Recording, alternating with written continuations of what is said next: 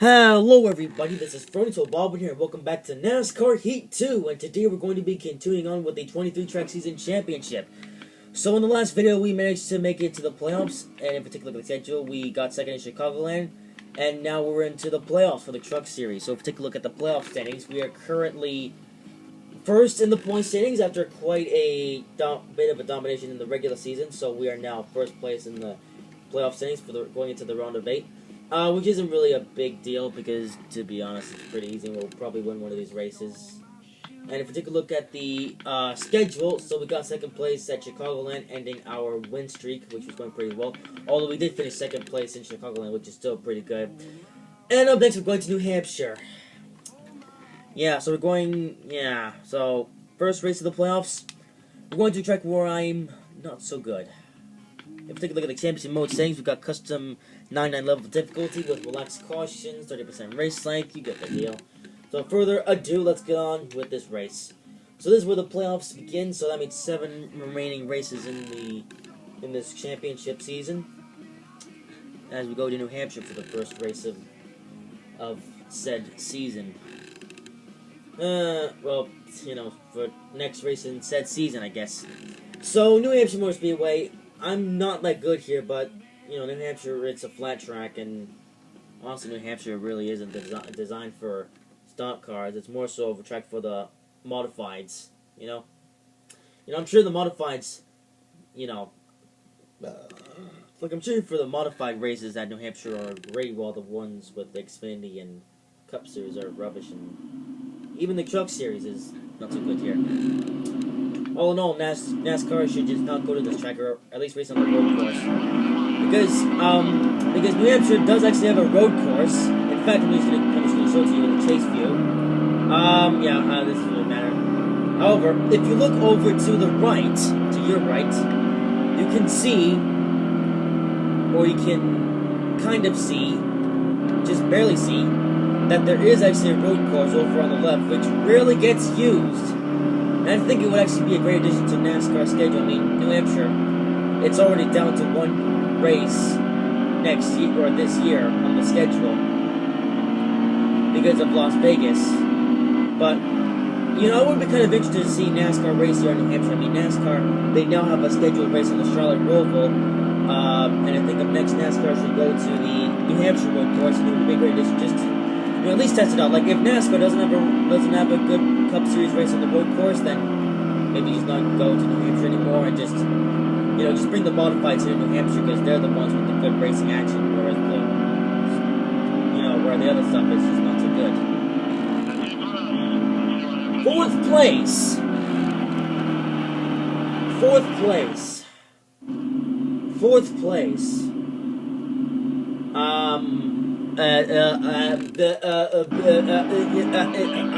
Okay.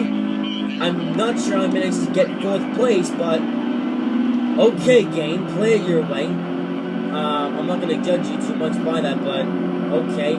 So John Nemechek is currently in 1st place. However, since now we're in the playoffs, we don't have to worry about anybody except for those who are in the playoffs, and there's quite a lot of them up here in the front. So I'm going to try to get my act together and try to beat all these people and stuff like that, But there's no need to worry about John Nemechek because he's not a part of the playoffs. So John Nemechek has absolutely no effect on the playoffs in terms of point standings. But all these other guys around me are. So Christopher Bell, Chase Briscoe.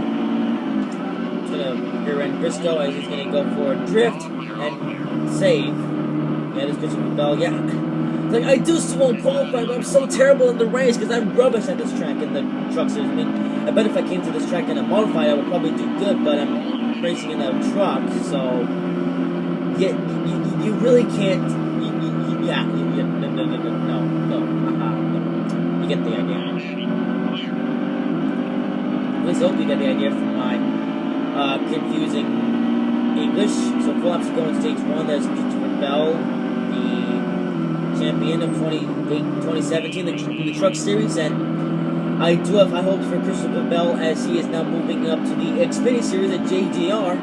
So I'm definitely excited to see what Christopher Bell can do in the Xfinity. Speaking of Christopher Bell, he goes for a drift and spin.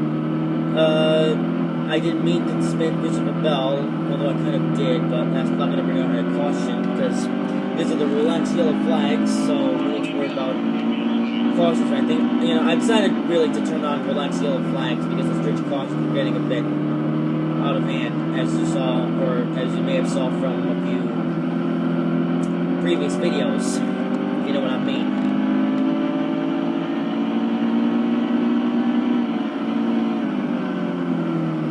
So currently first in the, or second in the race, I should say, first in the playoffs leaderboard. Yeah, let me check. And according to NASCAR, so there's no confirmation about any changes in the playoffs or the points standings in general. Like, you know, obviously NASCAR is changing a few rules, but the playoffs and point standings and stage racing and stuff like that should work exactly the same way as it did in 2017 when it made its epic debut when Monster Energy officially took over the series sponsor.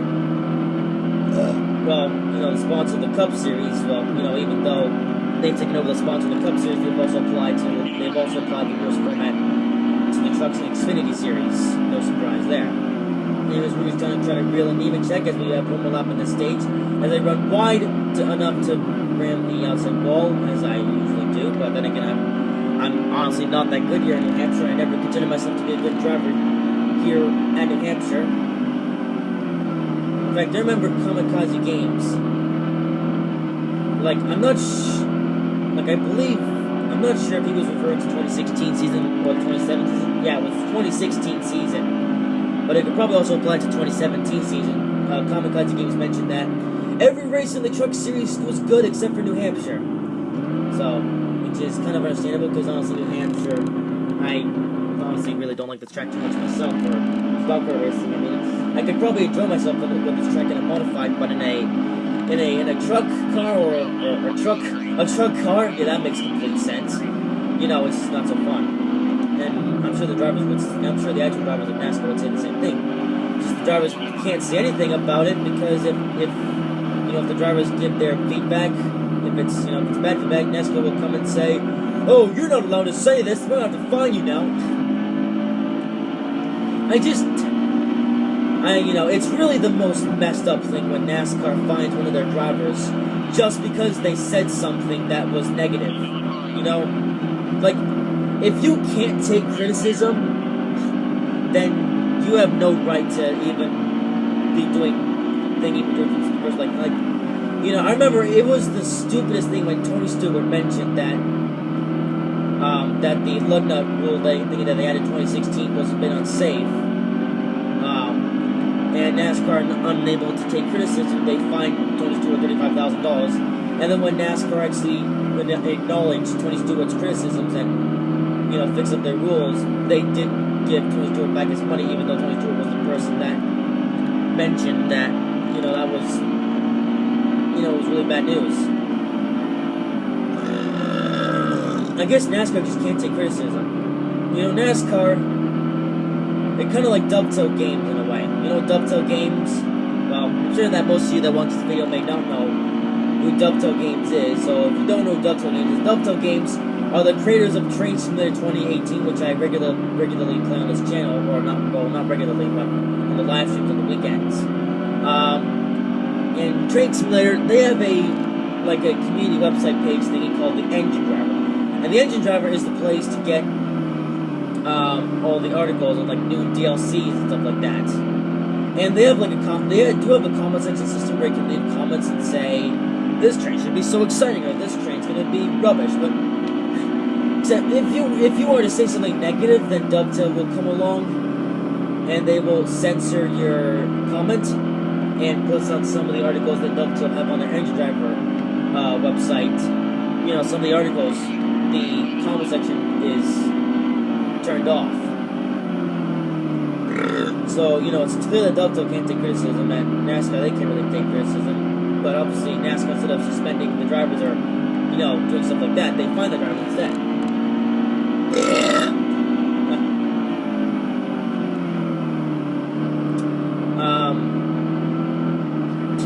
So, it just seems that all these giant companies out there, they just can't seem to take any criticism.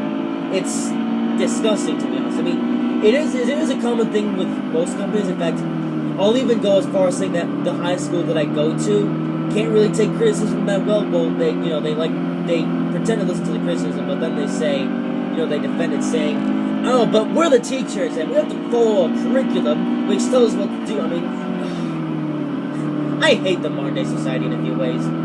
So, anyways, back to the race. I'm getting a bit off track here, but let's get back into the race. Remember earlier when I said that I was not to get New Hampshire? I think I have proved myself wrong, as I have won stage 2. I don't know, maybe it's just because I turned down the difficulty or something, and the answer is easy at New Hampshire at 99% on 99 level difficulty. Yeah, I mentioned earlier that I wasn't so good at New Hampshire, and it's somehow I'm in a 3-star tier truck, and I'm actually doing good. I mean, I'm in first place, and I'm actually getting away from these guys. Well, I say that, and then there goes my captain, who just happens to be the leader. Okay, maybe this is the part where I fall flat. Maybe this is supposed to be the part in the race where I prove myself right, and that the fact that I'm rubbish here at New Hampshire, or just make it right past Matt Crafton without anything.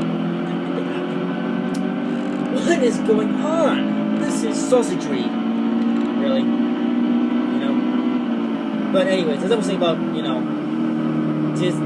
just some people in the modern day society, well, I'd say that most of the people in the modern day society just aren't that good when it comes to taking criticism. I just don't understand it. I mean, it's just, I don't know. If any of you watching this video, all 5 of you, if any of you have been in a situation where you've chatted on a community forum or talked to somebody in real life and they couldn't take any criticism, let me know, because I'm keen to hear it, to be honest, because, criticism,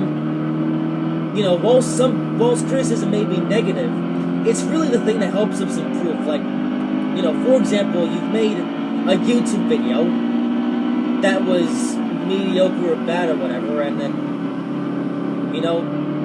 if you make a video like that, then people are going to come along and they might give you criticisms. Like, they might say that they don't like your video because, they might not like your videos for reasons. For example, you may not like this video because I haven't bothered to edit it, and I'm literally using an iPad to film a TV screen because I haven't got an Elgato. So I guess I guess that's like my defense in a way, but to be honest, it's really something that's not really in my control, to be honest, because, number one, I can't afford or at least as of yet, I can't afford an Elgato, and I could edit this video using iMovie, but that's going to take several extra hours, and to be honest, I really can't be bothered to spend extra time with these types of videos. I mean, they're already low quality by default, so I'm just really not going to bother, to be honest. Not really much point in doing so either, I make no money off of these videos. I purely upload them just for the sake of my own self,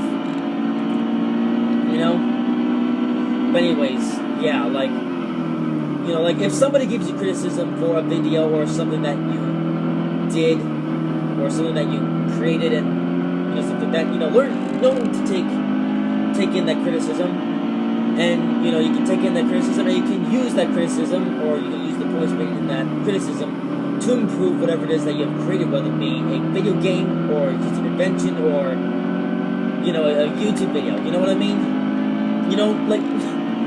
Like if you can't take criticism, then why are you even creating stuff in the first place? Well, unless it's for your own good. But other than that, you know what I mean? I hope you know what I mean. I'm just rambling on this video now, but oh well. 3 laps to go in this race. This might go and be on the 50-minute mark, so I may have to do the painful task of uploading this Virus Safari, just because. Because that's really the only way that I can upload videos that are longer than 50 minutes, because when I upload videos in the mobile version of, well, actually, I haven't actually uploaded a video that was longer than 50 minutes in the YouTube app lately. Maybe they actually fixed that. I have no idea, but I might test it out actually. Just take a look and see.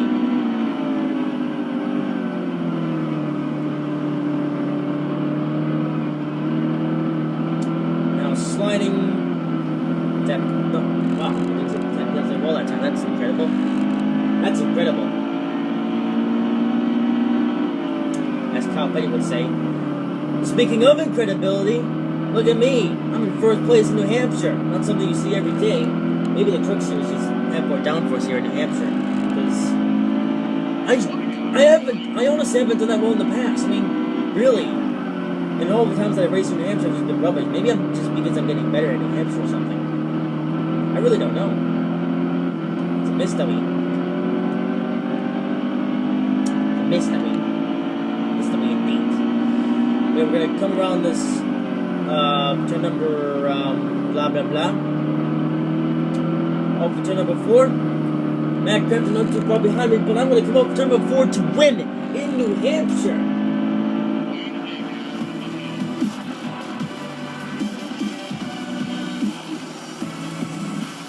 Yes, indeed. I know it's speed rating 105.